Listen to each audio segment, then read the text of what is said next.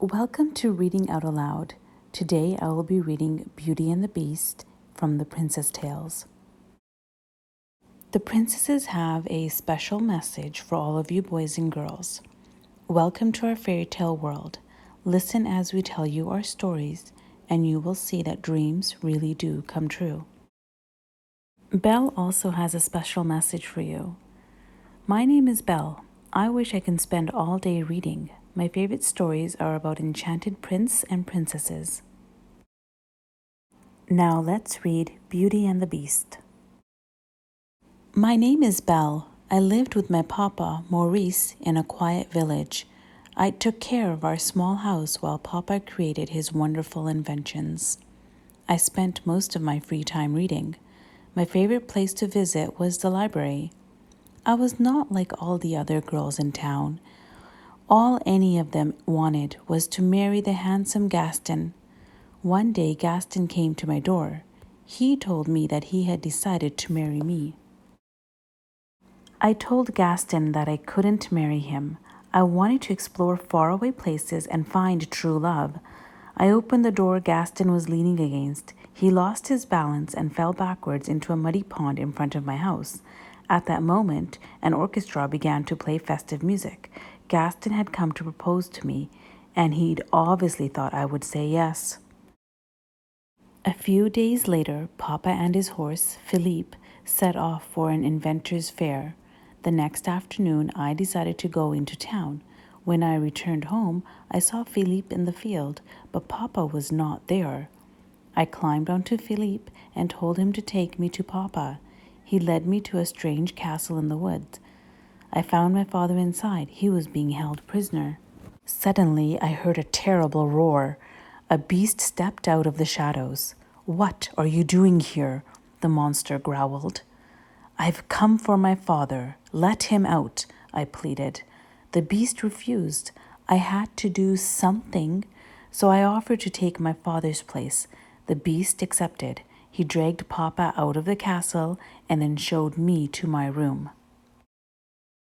The beast ordered me to join him for dinner, but I refused. I wanted as little to do with the horrible creature as possible, but I couldn't help the fact that I was hungry. When I came downstairs for dinner, I found the dining room empty. Suddenly, I heard a small voice addressing me. It was a talking clock. This was no ordinary castle. It was magical. "Splendid to see you out and about," the clock cried. "I am Cogsworth, head of the household." Cogsworth introduced me to the other enchanted objects as well. Mrs. Potts, the teapot, Chip, the teacup, and Lumiere, the candelabra. The enchanted objects were amazing. They made me feel right at home, but the dreadful beast frightened me. I did not think I could keep my promise to stay with him. That night, I tried to run away from the castle. In the woods, I was attacked by a pack of wolves. The beast saved me, putting himself in danger as well. I agreed to return to the castle. As I cleaned the beast's wounds, I was pleasantly surprised to see a softer side of him. Over time, I grew to care for the beast. One day, while we were walking through the garden, I realized that I had feelings for him. He was so gentle with the birds that came to sit on his fur. I could feel my heart beat a little faster in my chest.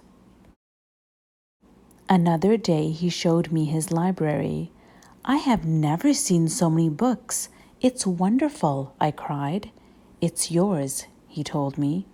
I knew then that I was falling in love with the beast. I loved being in the castle, but I missed my papa. The beast could tell that I was sad. He gave me a magic mirror that let me see my home. But when I looked in it, I saw that papa was sick.